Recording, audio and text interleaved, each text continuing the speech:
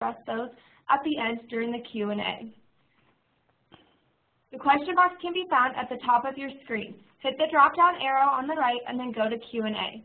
Again, thank you all for attending, and I would like to turn it over to Vince Varga. Thanks, Brianna. Hi, my name is Vince Varga. I work at GTRI and Business Development Manager for Mobility. And I appreciate all you folks attending. This should be about a 30-minute presentation with about 15 minutes on the tail end for Q&A. And what we'd like to, hold on, there we go. So what we'd like to go over today is talking about all things mobility. We'll start in looking at mobile device market growth trends in the past and looking forward. We'll take a look at wireless LAN or WLAN and mobile device management basics. We'll do some considerations and talk about some considerations for adopting mobility into your agency. If you are in the middle of a project or thinking about a project around mobility, we'll give you some hints on where to go for help and GTRI's history with wireless networking and how we might be able to assist. We'll go through a case study and then we'll wrap up with the Q&A at the tail end. And to Brianna's point, if there are any questions, I won't be stopping until we get to the Q&A session. So if you do have questions, make sure to type them in the Q&A box, and we'll get through as many as we can in the time provided. All right, so let's dig in. So as you know, pretty much everyone has some kind of mobile device, and more of those mobile devices are smart devices, smartphones, tablets. So not only is that consumer-grade equipment that you see at your home used by your kids or your spouse and your friends, but those devices are making their way into the enterprise, into your agencies. If you take a look at the chart at the upper right, these are units of shipments of smart devices and projections of those smart devices. So today, around 1.2 billion devices, and this is in the world, not just the US, but in the world. But if you look at that growth over the next 4 years, nearly doubling to 2.1 billion. If you take a look at the chart on the right, you'll see kind of a mix of desktop PCs to portable PCs, tablets, and smartphones. And you'll see that smartphones are becoming the selected and the preferred compute device. Even with the small form factor, the utility of those smart devices, you know, fast on network, access to my similar kind of enterprise applications to get my work done are being adopted more and more. Another interesting note that you'll see from 2012 to 2017, that desktop PCs are decreasing in the amount of shipments made. And there's a fun fact that more devices are being shipped today without hard Ethernet interfaces than with. So more devices are either Wi-Fi or cellular enabled, and less are coming with a 10, 100, 1000 Ethernet jack in them. If we take a look at the top 10 strategic technology trends for 2014, and this was a study done by Gartner back just a few months ago, that mobile, something to do with mobility is on the top of mind of CIOs across, and this is across the US. So it could be mobile device diversity, mobile device management, mobile applications, mobile application management, but CIOs understand the utility and the power in mobile devices and their positive effect on the agency or on the enterprise. We'll see a couple slides of what those kind of key features are that are so useful. Again, taking a look at market trends, recent studies show that 60% of workers are saying things like, I don't need to be in the office anymore to be productive. So they're seeing the utility of this kind of mobile devices tying into the corporate enterprise and being able to do work outside of the classic workspace. 60% of workers also feel that personal devices encourage more out of office work. So not only they want to do work out of the standard office, but they can get more done as well. And 66% of employees want to use any device. That is, this is kind of the BYOD, if you've heard of that initiative going on, you probably have by now.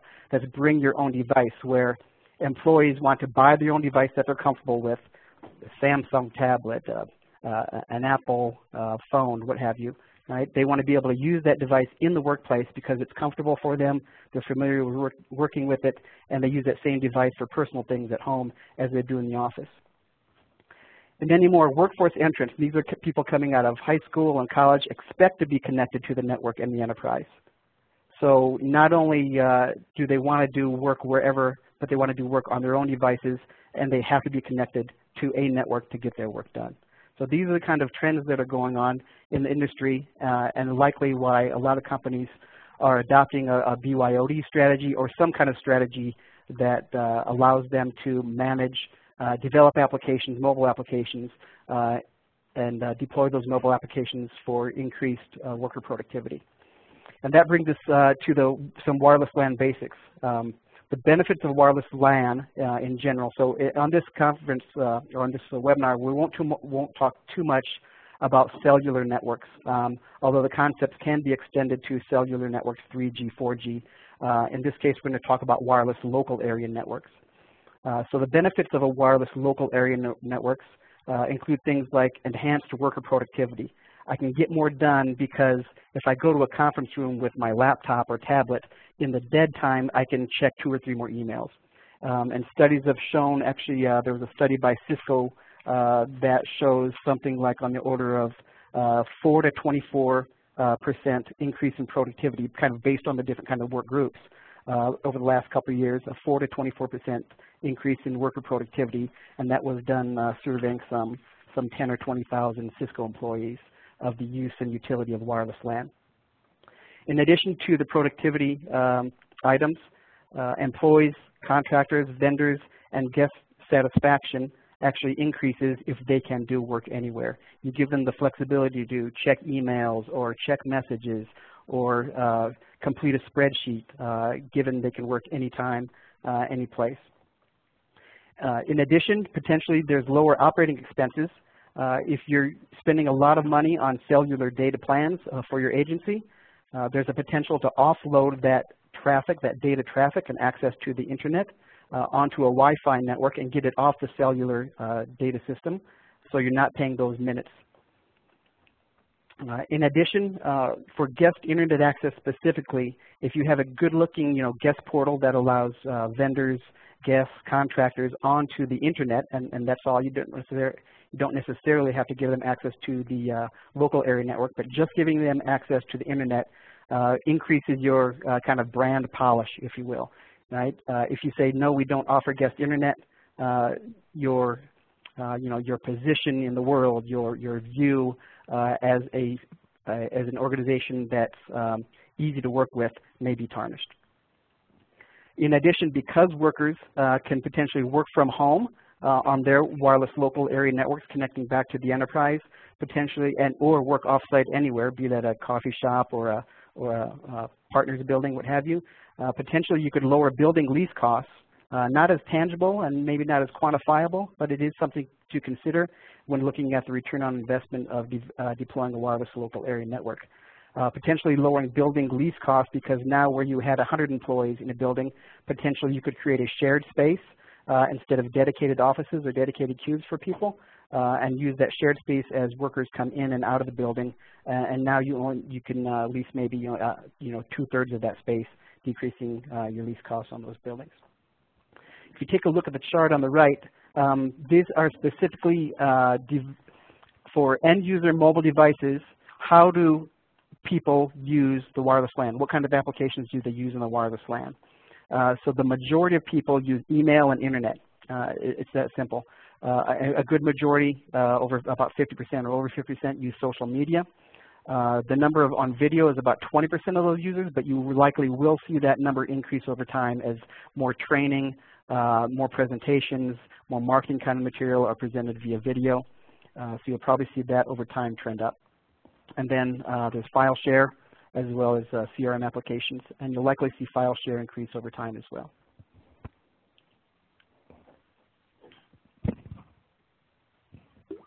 Next, we'll talk about some possible applications that can run on the wireless local area network. Now, these aren't all possible applications, but these are just to stir some ideas. If you haven't been thinking about these things, you could run all these kinds of applications on a singular wireless LAN. So, and these aren't in any particular order either. So, guest internet access via captive portal. So this allows guests, vendors, contractors people that you want not on your local area network necessarily, but you could allow them as well, give them the right network access controls, but allow guests to have internet access from your facility. Potentially, this isn't just restricted to office. This could be on public transportation, perhaps, or in any kind of public venue you might be running. In offices, this could be specifically for general kind of office network access, or even more specifically for if you had like a training room, let's say, and you need to do a quick setup and tear down of that training room without all the hassles of the cabling. Potentially wireless LAN would be beneficial there. For teleworkers, for people working out of their homes, you could provide them with a small access point that provides both them extension of the enterprise network so they could work from their home, as for both wired and wireless connections. Let's say you could put a voice over IP phone connected to a small switch that also provides wireless access and extend the wireless network from the enterprise actually into their home under a similar kind of configuration from a central control point. In warehousing, this is things like real-time inventory controls and management for barcode scanning, et cetera. In public safety, we're actually looking at potentially replacing mobile data terminals in police cars and fire trucks, replace those with lower cost tablets that provide additional utility and motion for those public safety workers.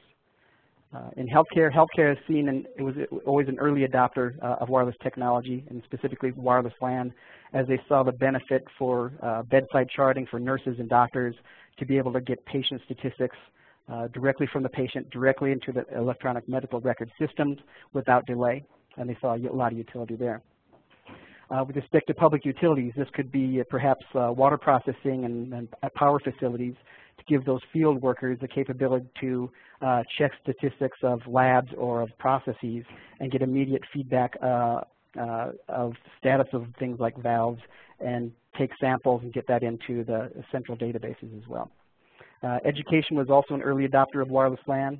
They saw the utility there of enhanced e-learning for classrooms and laboratories and dormitories, and using a shared set of computers instead of buying a computer for every room or having a single computer laboratory, having like computers on a cart that had a Wi-Fi interfaces and connected to the wireless LAN to be able to share that resource, lower the cost, and share that resource across multiple learners and across multiple classrooms.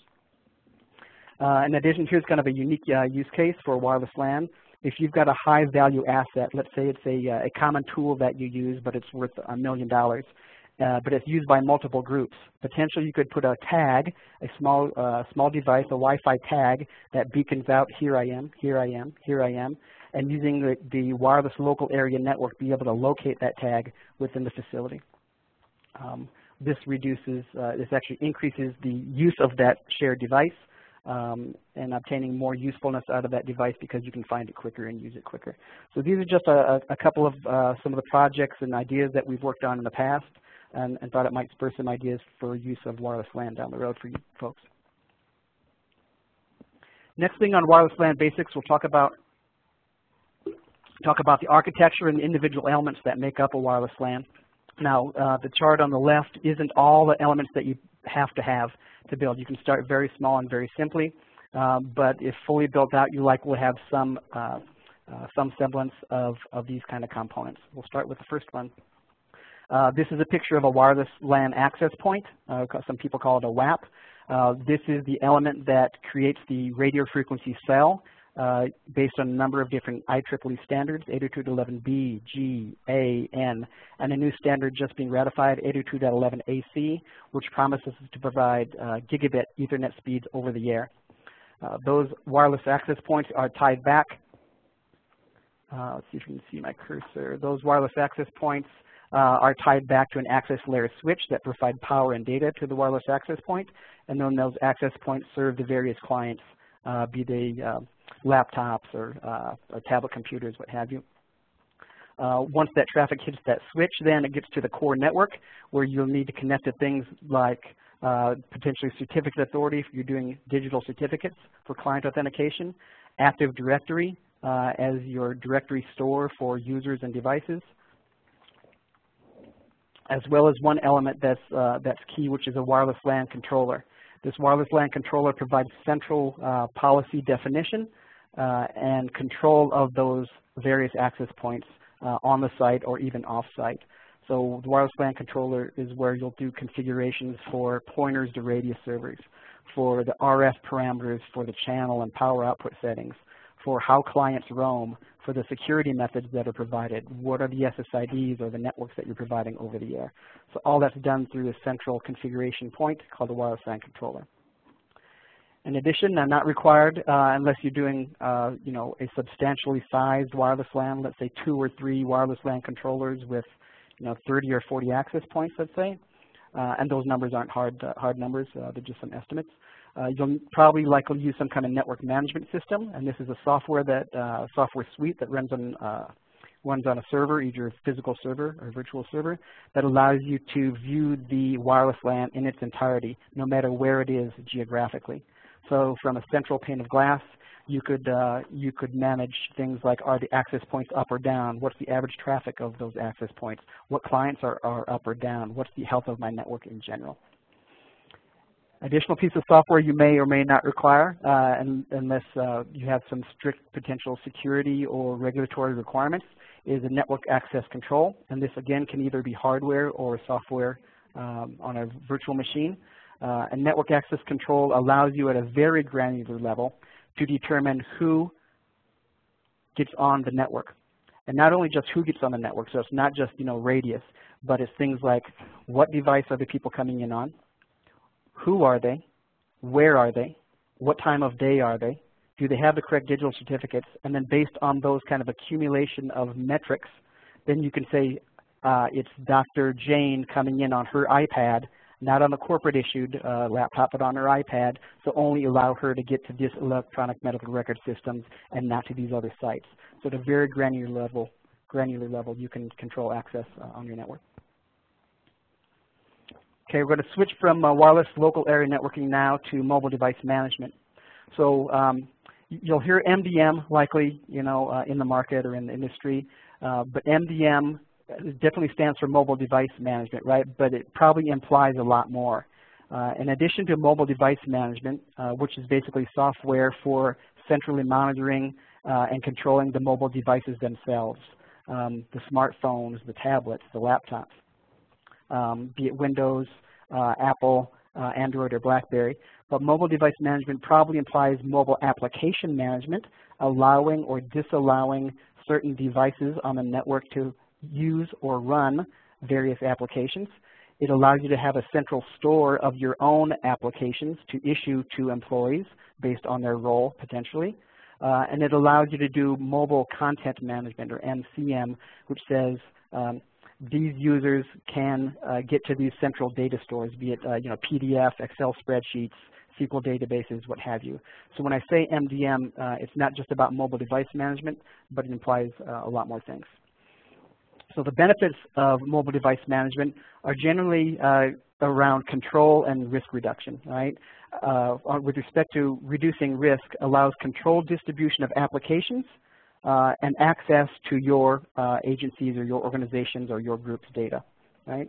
Allows you to do a lot of very detailed functions to control those end devices, but one high value function that it provides is to locate or disable or wipe a lost or stolen device.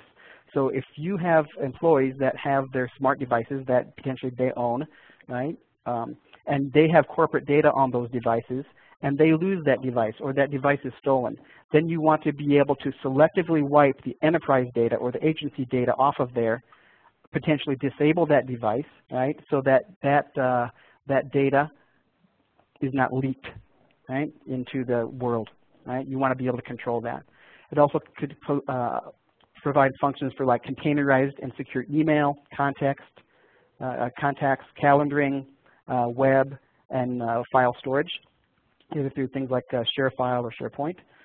It also streamlines management from a single control point. Then you can have centralized policy for how devices get on and access corporate data. It also lowers IT support costs because employees could potentially self-provision their own devices, their own BYOD devices. So if they get a new phone or tablet at Christmas time around the holidays, and they want to add that device to the corporate network, and they're already a trusted employee with an Active Directory entry, then you could, if you want, allow them to self-provision their device. They go to a web portal page. They know the enterprise knows they're a trusted user. They say, I want to provision a new device. They go to another page where they're given a digital certificate that then allows that new device, without the intervention of IT, to get on the network. And it also allows you to manage device usage and remediate any issues. So basically, single pane of glass for mobile device management. We'll talk about some common features of mobile device management systems. We talked a little bit about lost or stolen devices. You can actually get proactive notification of jailbroken devices, and a jailbroken device is one that has taken the operating system, let's say it's a Android operating system, and on the internet you can actually find new versions of operating systems, not ones that were issued by the carrier when you bought the phone itself, right? But new versions that might have holes in, allow you to have more capabilities, maybe for the camera or join another cellular network, things like that. Well, those new operating systems that haven't been sanctioned by the cellular company may have security features problems with themselves, right? So you want to be notified of that. So notification of jailbroken or rooted, you may hear it called rooted devices, that would be notified through the Mobile Device Management Central control panel. You could also do things like enforce password requirements. If your password requirement is 8 characters, 1 uppercase, 2 numbers, and a special character, you can actually enforce that from the mobile device management system, so that users, when they're setting up their passwords, have to agree to that policy and use that policy. You can also create whitelists or blacklists of websites and applications. You can push the wireless LAN and VPN setting profiles to those devices from one central location. You can create an enterprise application store and allow your employees only to use those specific applications and no other. You could actually geofence the devices. That is, geographically limit. So if you know that your device from an employee only can work in the county of Denver, right? In the MDM software, you could draw a box around the county of Denver. So if that device ever strays outside the county of Denver, based on GPS location, you can disable that device. And then we talked about selectively wiping lost and stolen devices already. But those are kind of some of the major features that you'd probably want or look at for an MDM solution.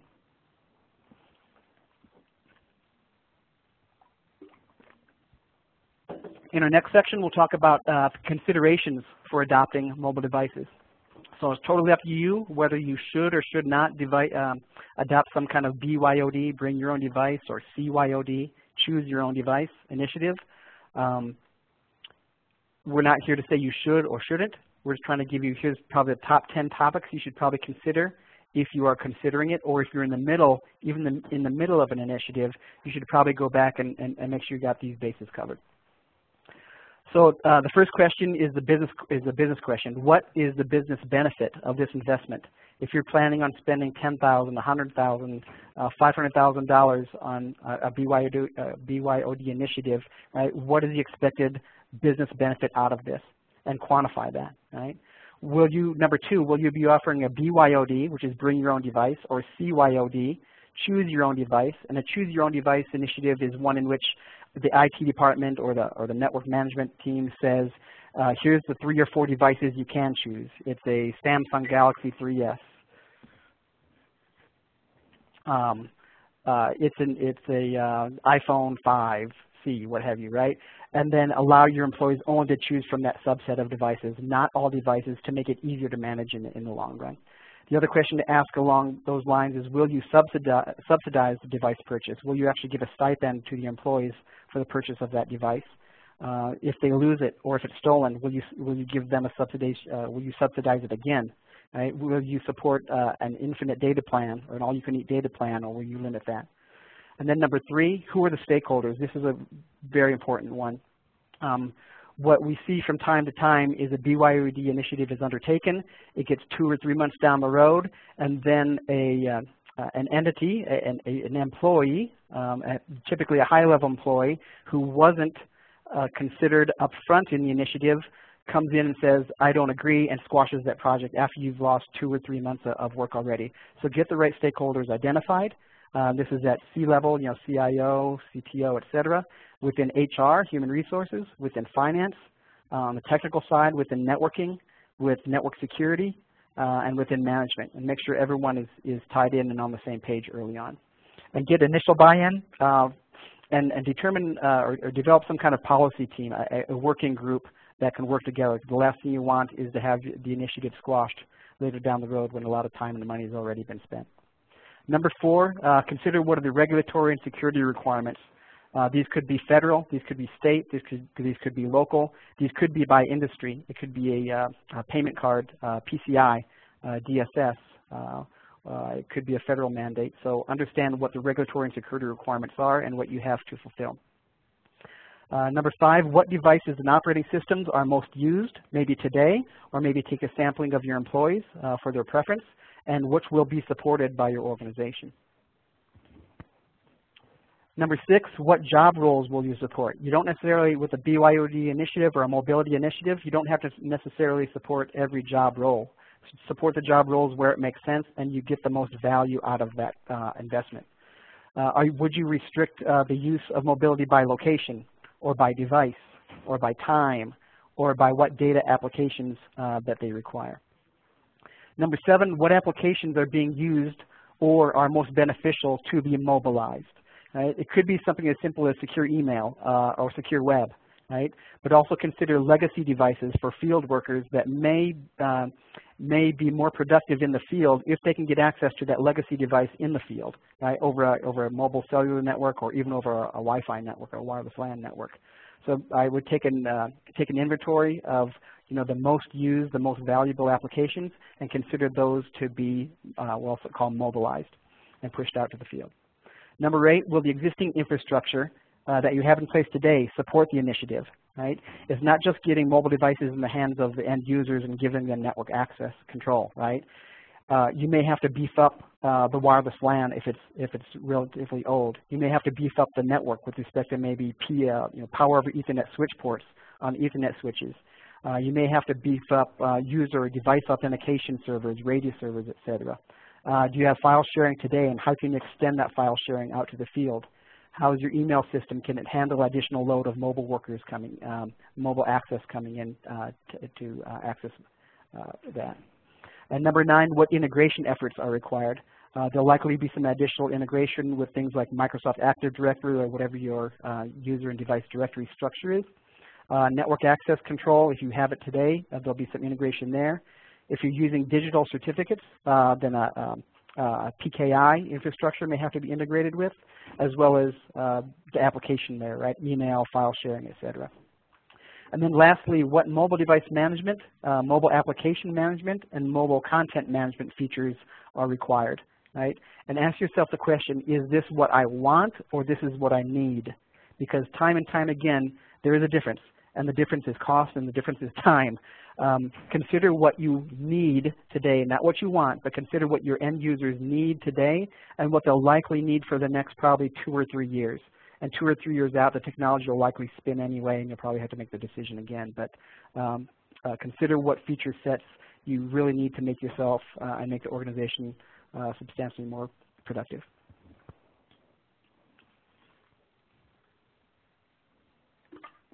Next, we'll talk a little bit about either if you're starting a project or you're in the middle of a project or just ending a project. If you do need help, GTRI is here to offer that help. So GTRI's wireless network practice specifically has 13 years experience in designing, deploying, diagnosing, remediating wireless local area network infrastructure. We've done this for literally over 100 designs across the US. We've got over, I stopped counting at about 90 million square feet about 2 years ago, so I'm sure we're well over 100 million square feet by now of office space, outdoor coverage, education, healthcare, warehouse, enterprise space, et cetera, of wireless LAN designed and deployed. We have certifications in Cisco, And Meraki, if you don't know, Meraki was a company, independent company that was recently purchased by Cisco back in November that offer cloud-based network management systems, as well as access points and access layer switches and security appliances. We're also certified in Citrix. And then we also have some wireless industry certifications that are independent of the hardware manufacturer. This organization is called CWNP. If you have employees yourselves that want to get up to speed on wireless networking in general, those are good courses to take. GTRI doesn't sell them. I'm just saying it's a good organization and a good place to learn about the wireless industry and wireless networking in general. In addition, we service a lot of various vertical markets, those being public sector, healthcare, education, finance, distribution, energy and mining, and hospitality. So the kinds of services that we offer, you'll see those kind of on the left side of the screen. At any point in the life cycle of your project, we could likely assist. So the professional services that we offer include consulting at the front end, right? Is this the right technology to use? Should we get into a BYOD initiative or a mobility initiative? So the high-level consulting. We also, with respect to networking, we do network architecting. We can assess your existing network to see if it's ready to take on a new project or it has enough capabilities. We also do net new network design, as well as the deployment, which is configuration, installation, configuration, validation testing, as well as optimization of existing networks, diagnostics of existing networks. If you have network problems that you just can't figure out, we can come in and help diagnose those. Once the design or once the network has been deployed, then we can provide training on those systems, administrative training, and all of our projects include some kind of project management to make sure the project runs smoothly. And we've been, like I said, we've been doing this for 13 years. I'm not going to say we know everything. I don't know if anybody knows everything, but we've got a lot of trial by fire, a lot of certifications. We follow the right process and have the right tools and people to get the job done correctly. And in addition, we take a consultative approach when we're talking about projects. We don't sell you what you don't need. We listen to your concerns, what your requirements are, and right size the solution for those requirements. Next, we'll take a look at a case study. First, I want to give a thank you to Colorado Judicial. They gave me some of this information, and what GTRI did back, I want to say about a year ago, maybe a little over a year ago, we embarked on this new building going up downtown, the Ralph Carr Justice Center. It's on 13th and Broadway, is that right? Yeah, 13th and Broadway.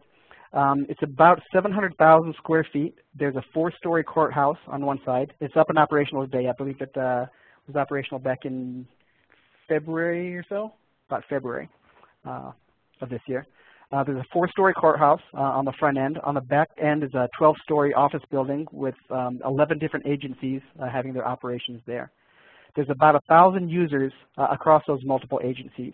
And the kind of applications that are running there support the courts, support the judges, support the lawyers, the law library, the learning center, administrative offices, citizen guests, as well as the environmental controls and management, as well as video. So what we built was both the wired network and the wireless network for Ralph Carr. And so the big thing here is that it was a single wireless network that supports 11 different agencies. So we didn't build 11 different wireless LANs for the 11 agencies, and then a 12th for the citizens, and then a 13th for the judges. It was a single wireless LAN, but the security methods were set up such that that single wireless LAN supported all 11 agencies and securely, and did so. So it is a centrally managed system, and the services that GTRI provided was the overall design and architecture, the deployment, validation testing, and training as well.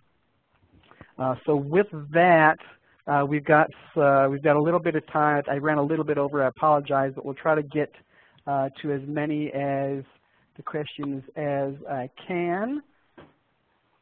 And Todd, are you, if you're able to answer, let's see if I can get some of these by myself. If we need to pull Todd in, I will, or Brianna, I can pull them as well. So the first question says, are there any budgetary cost models available for multi-site wireless LAN deployments? An answer, absolutely. So we've been doing, GTRI has been doing wireless networking for 13 years, and over those 13 years, we've developed models for budgetary costs that include things like hardware, design services, deployment services, and we developed several models for multi-site wireless LAN deployments. So that is something that we could share. If you have the question, if you want to send it directly, I'll show you some email addresses here at the end. If you want to send in your question directly to us, we can share that model with you one-on-one. How does a captive portal work for guest internet access is the next question. So the way captive portal works is that you can define a website, a landing website page, that if the guest is trying to get on the guest wireless network, they try to go to, let's say, google.com. Instead of going to google.com, they get directed to your guest portal website. And that guest portal website will say something like, welcome to agency ABC. Here's the terms of using the free internet access that we're providing you. Either enter your username and password that was provided at the front desk, or just click OK, or other methods of authorizing them to get on your network.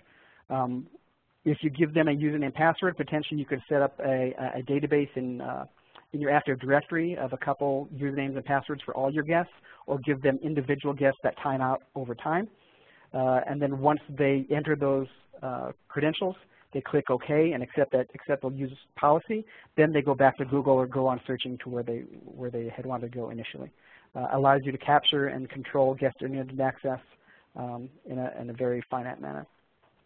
The next question we have says a few slides back, there was a worksheet shown about adopting mobile devices. Is that available? Yeah, and I think that was the slide we were talking about MDM. And so what we developed there around initiatives of BYOD and MDM, we created a worksheet that we can work through with you if interested, to go through and quantify and qualify all the constraints, constraints and freedoms of a BYOD initiative. So around those same 10 questions that I asked when we talked about considering mobilizing or considerations for mobility, we packaged that in a kind of a questionnaire that we can run through with you as you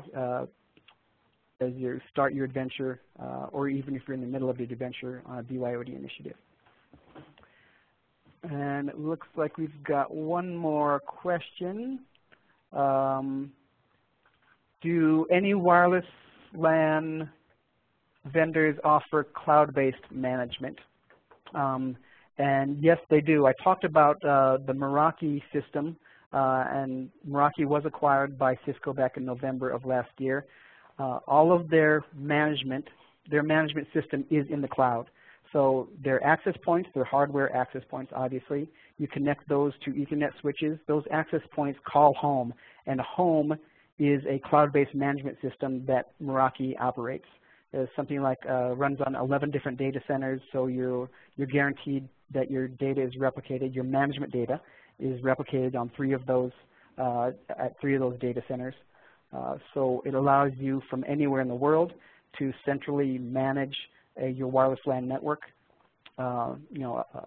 across the state, across the city, across the county, what have you. So none of the data traverses to the cloud. None of your user data traverses to the cloud. Only the management plane, if you will. And I think that was it. There's a couple other questions, but I think we're out of time. So with that, I'll ask Brianna maybe to wrap up, and I want to appreciate your time, folks, and thank you again. If you do have any follow-up questions, there's some contact information for either myself, Todd Olson, who's the Business Development Manager for State and Local Education here at GTRI, excuse me, as well as Brianna Milligan at SIPA. So Brianna, if you can close out, that'd be great. All right, thank you, Vince.